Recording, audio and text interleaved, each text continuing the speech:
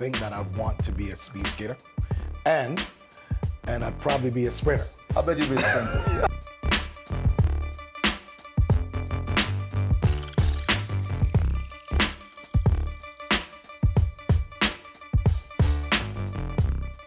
Incredible how good memory you have from a race which is over 20 years ago, because you kind of remember details because you were so focused. You were so much in the moment at the race. And you remember facial expressions in the stands, you remember the emotions going into the oval.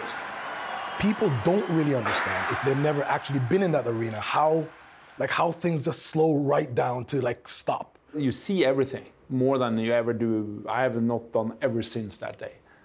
Every time that I see my race, although people will see world record, I always see what you didn't do right. I always see the imperfections.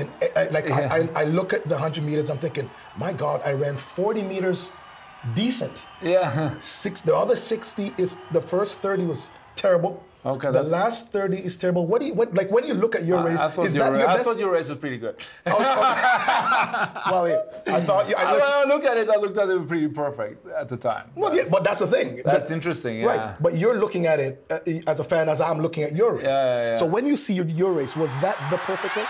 The form is there, right to the line. Johann Koss in 13:30:55.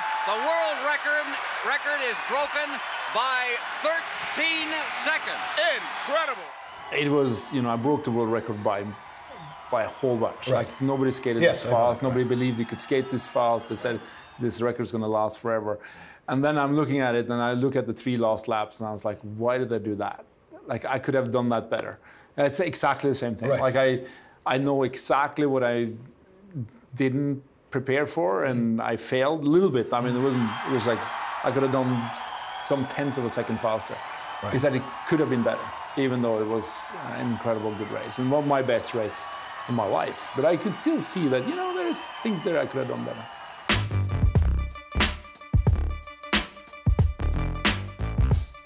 My parents were both very encouraging for me to do sport. Right. They never got in the way. They never talked to the coaches, never talked to the team leaders. They never kind of went in and said, they should do different than anything. I could drive my own career. If I wasn't successful, I knew I always had a safe place to go. You're allowed to fail with your family. I think if you have 2 pushy parents, then you don't feel that safety, because then you are dependent on your success for your accomplishments, for the approval of your parents. Yeah.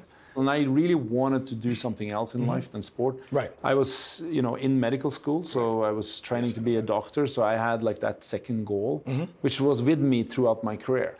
It also helped me reduce the stress of winning. Right. Because if I failed during the Olympics, I could still become a doctor. It didn't reduce the stress of winning. Come on. No, it actually did. Oh, did it? I'm in a really serious situation. I was 5 days before the Olympics in '94. Yeah, but I was literally crying because I didn't think I was going to succeed. Really? I think I was not going to succeed in anything in life.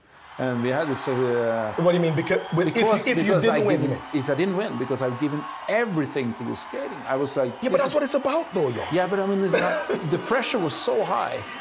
It was so intense. But then I had a conversation with a psychologist, a sports psychologist, which we were working with. And she said, you know what, well, let's quit. So I get the opportunity to quit. 5 days before the Olympics. And that's I'm going crazy right now. I'm like, you're going crazy. And I went crazy. Of course I'm not quitting.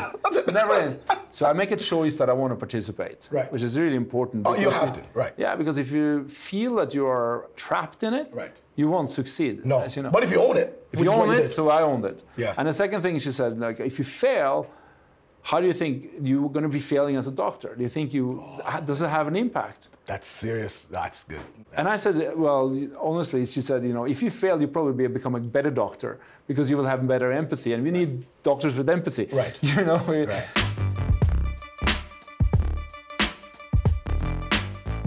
If you had a group of future stars, leaders, whoever it is, what are the things that you'd say to them today? Make sure that you have more than one arena to be on. I saw a lot of people who, at the time when they were young, they were 17, 18, they were talented, they were the same age as me, they would say, okay, speed skating is going to be my thing, and they will finish at 20. Second thing is, make sure you write down your values, who you want to be. If as a young athlete, you have a much stronger belief system then you become older. Yeah. Well, you have to adjust when you get older to whatever is around you, right? Well, yes, but I think when we don't actually describe our belief systems when we're young. So when we don't do that, they get adjusted. But if you can always remind yourself about your belief system, because you select people based on that around your team. Yes. And that's how you're going to become really good, because that will reinforce your belief system. And the third thing is that, if you have a team around you, make the other people in the team good. Yeah. Make sure that you are giving to the team as much. So we said that, like, we were 6 guys in the team. Mm-hmm. And if I give 1 6, I get 5 6 back. Right. You always get so much more back.